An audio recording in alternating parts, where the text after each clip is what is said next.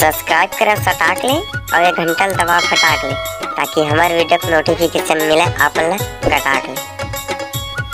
Ladies and gentleman, तो संगवारी हो राम राम, फिर से स्वागत है आप का WWE CG पार्ट में। तो संगवारी हो आज होने वाले है बहुत खतरनाक पहलवान लड़ाई जेमा आने वाला है द खाली। तो जन तैयारी ही चलने मिली ये जांगर प्लस साइकिल रेंजर साइकिल जांगर जब छोड़वे तक के भागी। तो संगवारी हो जो कुछ याद आवे जो सीना जोरदार ताली से स्वागत करो संगवारी हो जो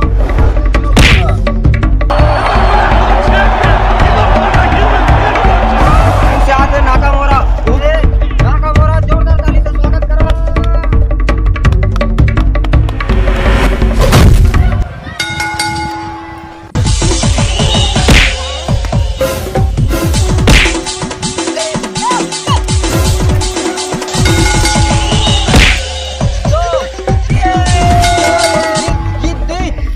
जांगर प्लस साइकिल जोरदार ताली से स्वागत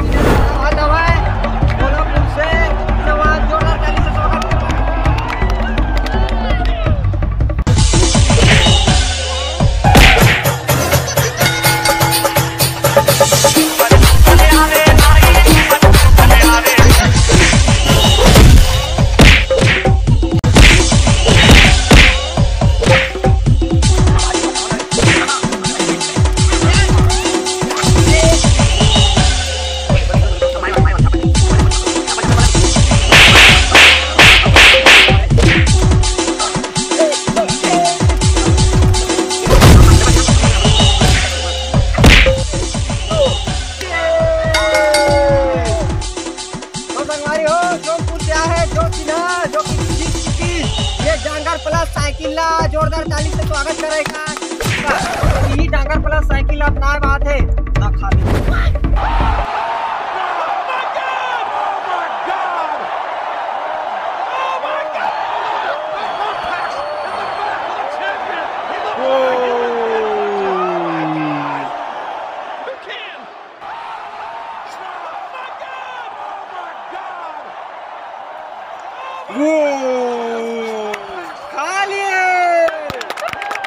साथ दे बात है खाली के जाने माने खतरनाक खिलाड़ी जेका नाम है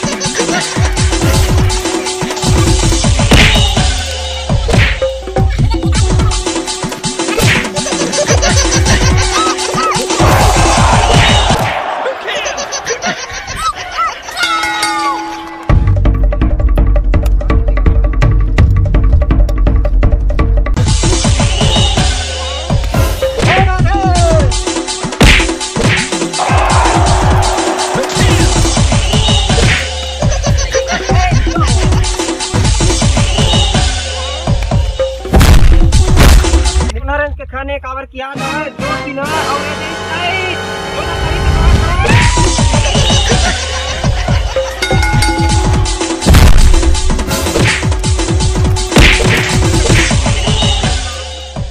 हाथ मांगो मंजल थोड़ा मंजन देना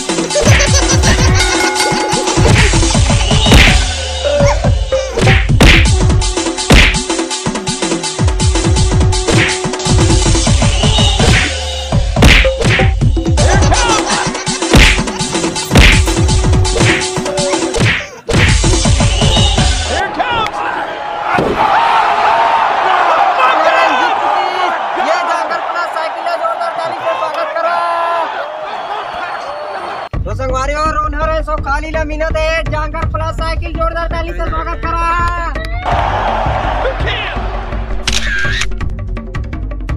साइकिल साइकिल वो मारी सोनानी साइकिल वो साइकिल पर राम राम जय जोर संगवारी हो। तो संगवारी हो हमारे WWE सीधी पार्ट 2 अच्छा लगी तो ज्यादा से ज्यादा वीडियो लाइक करा और जे भाई बन हमारे चैनल में लहरी की वाइंस में आए हुए थे लहरी की वाइंस सब्सक्राइब करे फ्रेंड और घंटा दबा दा।